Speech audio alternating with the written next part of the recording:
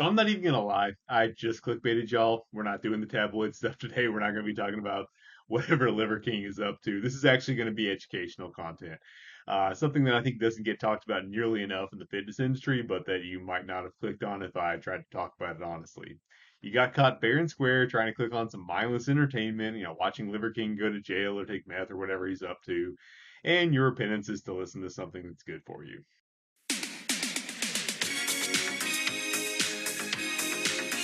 And maybe you'll also get rickrolled if I have the energy to edit one in later. Anyway, let me know in the comments what you guys think of my concept of ethical clickbaiting that I'm pioneering here, using drama thumbnails to trick people into watching completely unrelated educational content videos that are good for them. So what we're going to be talking about today is the problem of advice on the internet. Every fitness YouTuber, influencer, what have you, is trying to give good advice, yet it's very difficult to actually find good advice on the internet. Why? I mean, it's not their fault. The problem is good advice isn't just a phrase filled with universal wisdom that can just sit there like free floating for anyone to hear and just be enlightened by it, right? That's not how it works. Unless it's something so basic that it can be applicable to everyone, like don't stick forks into electric sockets. I mean, it's good advice, but I mean the utility is fairly limited, right? Um, so good advice actually has three components: the message itself, the recipient, and the situation. And that's why the best advice is given by someone who knows the person that they're advising, so they can make sure the message is not just good in and of itself, but also what that specific person needs to hear at that specific time. That's why we kind of think of like something like a grandparent or somebody who actually knows you as, being the person to go to for good advice, right? Um, Aristotle conceptualized virtue as the golden mean between two vices, and I think that's kind of a useful way to look at it here. For example, courage is not just the willingness to take more risks. More risks better. That's not courage. That's recklessness, which is a vice and therefore bad. Courage is the happy medium between the vices of cowardice, sorry, and recklessness, right? So that means to help somebody arrive at courage, you would need to know where they are to begin with. Somebody who's overly timid and somebody who's overly reckless are going to actually need opposite advice to push them closer to courage, right? And that means that if advice is just left out there for anybody to stumble upon it, it could be counterproductive. And that's what we see in a lot of cases in fitness. So let's look at some common examples there in the fitness space and social media. So we often hear stop overcomplicating things, stick to the basics. That's good advice, right? Well, it probably is when it's spoken by a seasoned lifter to a kid at the gym who's legitimately trying a bunch of fancy exercises for no reason when he hasn't benched two plates yet, right? And we do see advice like that, fairly often on YouTube, on social media from well-intentioned YouTubers. Tends to be the more, moral and upright sort who give that advice, right? And I completely understand why they say this. There are a bunch of distractions out there. There's lots of competition among the less scrupulous content creators to come out with the latest, greatest, most optimal exercises ever. And yeah, that could definitely distract beginners from putting in enough time at any one exercise to actually make progress, right? Here's the thing though, when you put out advice on the internet, you're not giving it to that beginner who is susceptible to shiny object syndrome. You're putting it out for anybody who happens to stumble upon it. But that's not random. The algorithm's job is to direct the advice to people who will be the most likely to click on it. In other words, people who already want to hear that advice, right? Not people who need to hear it, because those are usually the ones who don't want to hear it actually, but the people who are already predisposed towards that advice. So in a lot of cases, I think a lot of the stick to the basics, focus on consistency, don't program hop, that type of advice, well intentioned though it may be, it doesn't end up going to the people who need to hear it at all. The people who need to hear it are these dipshits who are too busy trying to tie their elbows to the lat pull down handle or other tomfoolery like that, right? I mean, how do you even? I'm gonna try to put a video up there. Like, how do you even get yourself in this situation? I guess you must have your gym bro tie you onto the handle, right? I mean, like, what happens if they just leave you there, or like try to pull a prank on you? That's what I'd be worried about. Can you imagine if they just like ran in and started tickling bro in his little bits while he was stuck in there, like stuck a pie in his face? I mean, I guess it'd take a lot of like planning to bring a pie to the gym with you. It'd be pretty funny, honestly. Anyway, I wouldn't recommend letting the homies tie your elbows to a gym machine, man. Zoomers are a little bit too trusting, I think. But anyway, these little dipshits are not listening to stick to the basics anyway, right? Clearly. The people who are listening to it are people who are actually capable of listening, which I don't know that some of these people who would be, tying their elbows onto things are. But B, people who are naturally drawn to that type of advice because they tend to be more conservative and they're just more conservative by nature. I don't mean conservative in the sense of being just fanatically pro war because Jeffrey E's got some video of you with little boys. I mean it in the normal, regular way, not as an insult.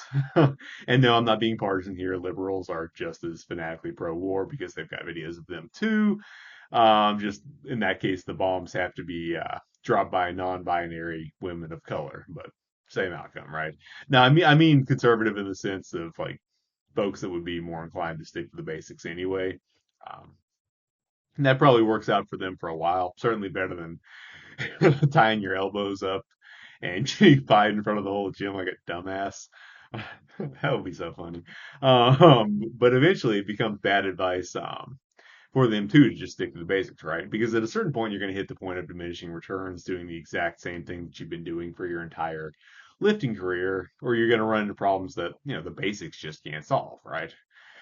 And unfortunately, at that point, a lot of these people who are already, fairly conservative to begin with have just their whole lifting career gravitated towards a bunch of stick to the basics advice and just kind of made it an echo chamber and just like deepened their prejudices there. And now they're just very reluctant to try anything outside of their limited sphere and often kind of end up thinking that they've hit their natty limit or whatever the case may be, because everything that is supposed to work within their worldview, all the things that they believe work, which are, what they have labeled as the basics, have stopped working. Therefore, they're at their natty limit or whatever. It could be very blackpilling, I think.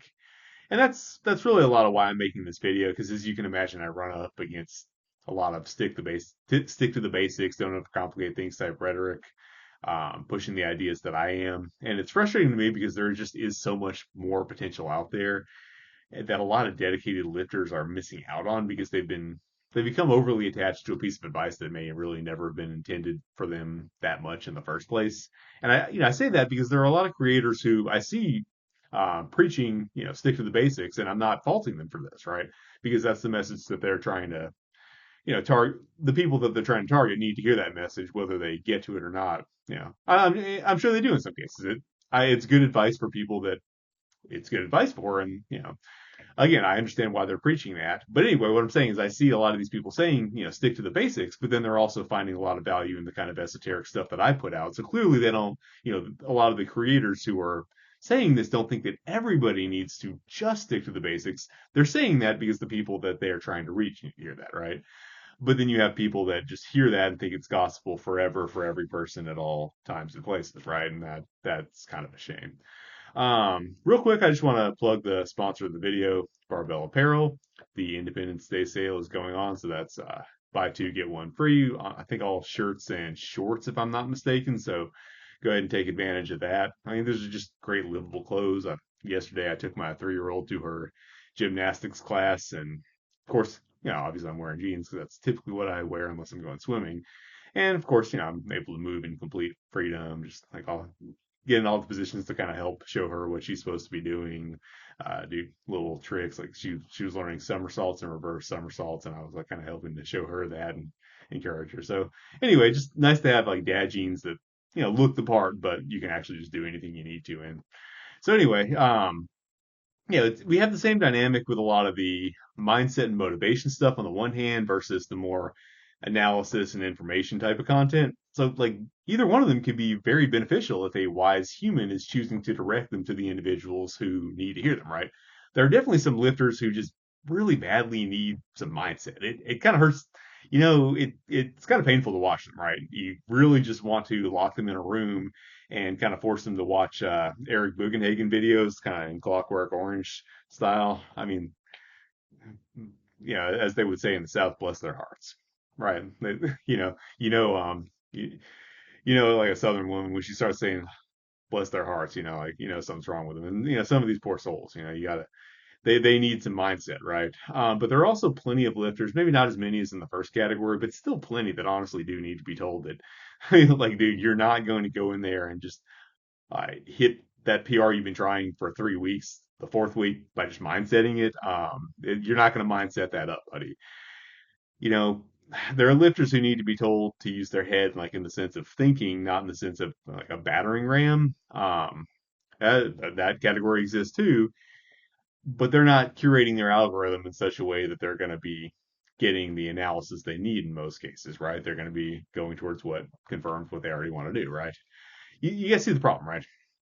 So what can we do about this? Well, I mean, as content creators, we need to try to do a better job of specifying who our advice is targeted towards. I think in a lot of cases, people try to target a beginner audience because that's the majority of the consumer base, but it's not always a safe assumption to make. I think it would be helpful if we just try to be a little bit more explicit, whether that be a caveat on individual pieces of advice or just setting general expectations as to who a channel is most intended for. And I'm not saying no one does this; that's not true at all. But if it was more of just an established expectation that everybody did, it would not only help people find advice that's most applicable to them, but it would also kind of cut down on the ability of grifters to talk about a bunch of the like latest and greatest, most advanced stuff that all the pros are supposedly doing when their target audience is beginners. Like if you're saying your channel is intended for beginners, why are you doing all this advanced wazoo stuff? And if your stuff really is all that advanced, then how come no advanced lifters are actually watching your channel, right? It would kind of put them in a little bit of a bind if that was more of an expectation, right? Um, for myself, most of my content, if I don't say otherwise, is intended more for later intermediate or advanced natural lifters. I'm not a huge mainstream channel, so I'm not that worried about confusing beginners. I kind of feel like if this does confuse them, if it's too much for them to get out of the beginner stage just because they learn some more esoteric exercises, they probably weren't going to be able to make it anyway. Um, and I think there isn't enough content, focusing on all the options that people in the later stages of their lifting journey have to just keep making progress beyond spamming the basics. So, that's what I think I can provide the most value by emphasizing. Not to say beginners aren't welcome here. Feel free, hang out. I don't think you're gonna. I mean, if you have some common sense, you probably won't get confused and you'll be fine, but it's not necessarily intended. I'm not, in my mind, I'm not thinking, okay, I'm talking to a guy who just got into the gym. What does he need to know, right? That's not generally, what's going through my head when I'm making a video, right? So what can consumers of content do? Well, just keep in mind, even if a creator doesn't explicitly say like who they're intending their advice for, just try to read between the lines, check their comment section, see if you can figure out what sort of lifter they kind of have in their mind when they're giving advice, and that'll help you determine whether it's most likely to be applicable to you. And you can also try to listen to a wider array of sources just to make sure you get exposure to things that you might not necessarily be curating your algorithm to show you, or you might not be predisposed to wanting to hear, right? Some of that stuff might be the stuff that you actually need to hear if you don't want to hear it, or it's just not something that you're currently interested in. And, plenty might not, obviously, but it's honestly, it's a really good skill in life in general, just to develop the ability to hear something without immediately having to decide whether or not you agree with it. People think that you're not allowed to do that. Like you can't just listen to an argument that makes sense, but not immediately agree or disagree. You feel like you kind of have to like agree with it or not, but you really don't. It feels illegal, but you can totally do that. You can just listen, and not make up your mind.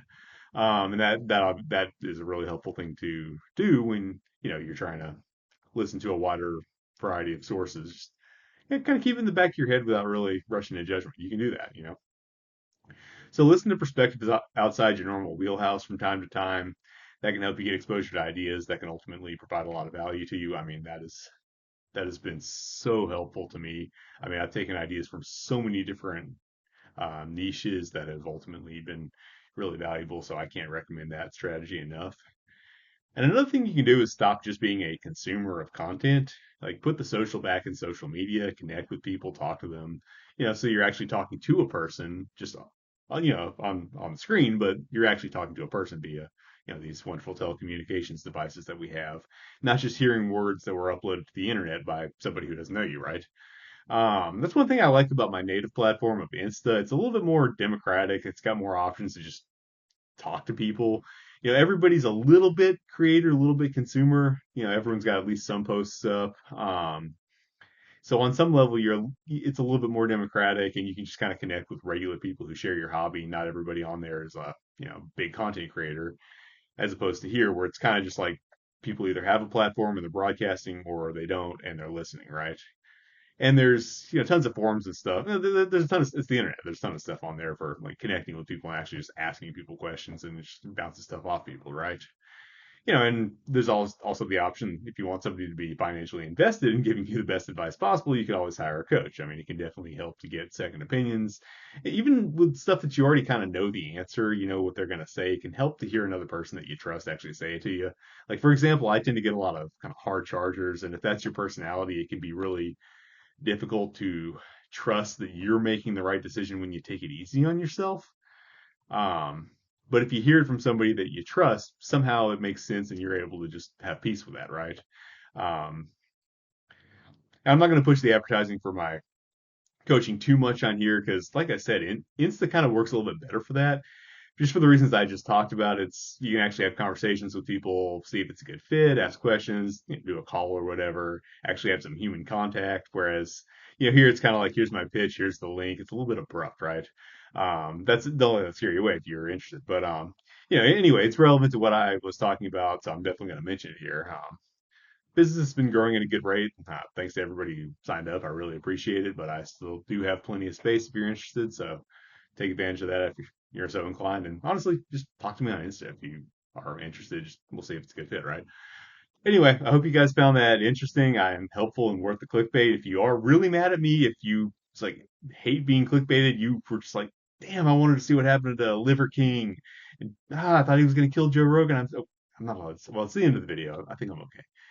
Damn it, I didn't even talk about this stuff, and I still ended up saying stuff I'm not supposed to say. Man, it's this YouTube stuff is hard, man. I'll edit this stuff out later. We'll see if I edit this out later. Anyway, guys, yeah. Hope you found the actual content useful and educational, and maybe you chuckled when I clickbaited you. I hope you guys took it in the spirit of like I thought it'd be funny. I mean, I hope you guys aren't mad at me. Well, I mean, I don't care that. No, I mean, I don't want you guys to be like upset and mad at me. That would like I'm not trying to make you upset. All right, you guys get where I'm coming from. Okay. Anyway, I'm gonna sign off now. Goodbye.